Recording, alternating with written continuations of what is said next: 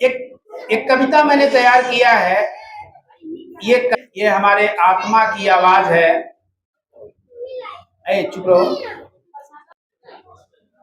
जो बड़ा बेटा होता है उसको अक्सर करके परेशानियों का सामना करना पड़ता है। अगर उनके 4 भाई हैं, 5 भाई हैं, बड़ा भाई है तो सबसे पहले उस घर में वही बड़ा होता है। जैसे ही पिता के कंधों तक आता है, घर की आधी जिम्मेवारी उसके ऊपर आ जाती है। उसके बाद वो घर के लिए बहुत कुछ करता है। जैसे ही छोटे भाई बड़े होते हैं, पैरों पे खड़े होते हैं, उनका परिवार आता है, उसके बाद बड़े भाई को अपने परिवार से, संगठन से दूर कर दिया जाता है।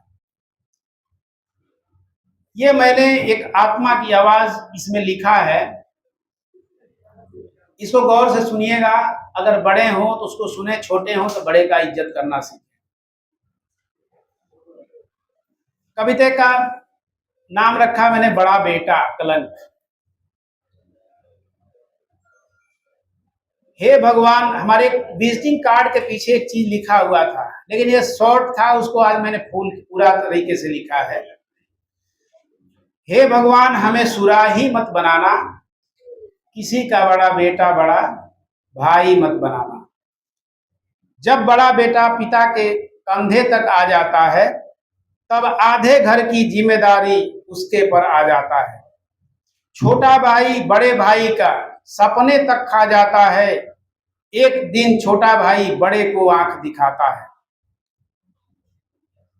ऐ नन्हे फरिश्ते, ऐ नन्हे फरिश्ते, कभी बड़े के घर आग न लगाना।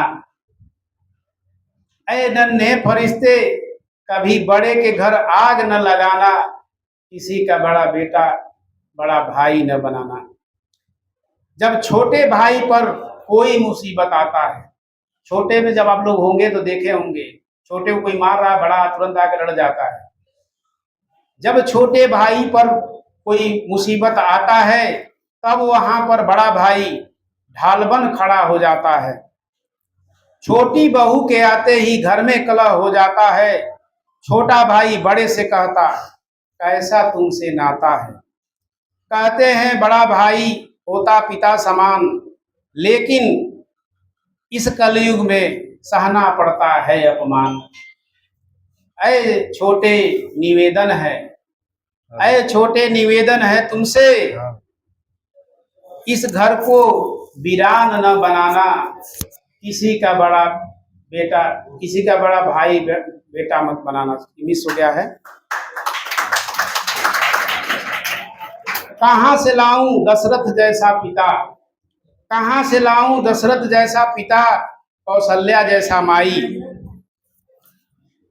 कहां से लाऊं भरत भुआल, वो लक्ष्मण जैसा भाई। अब कहां कृष्ण बलदाऊ जैसा कहीं भी नाता है। कहां गए वो भीम अर्जुन के, युधिष्ठिर जैसा भ्राता है।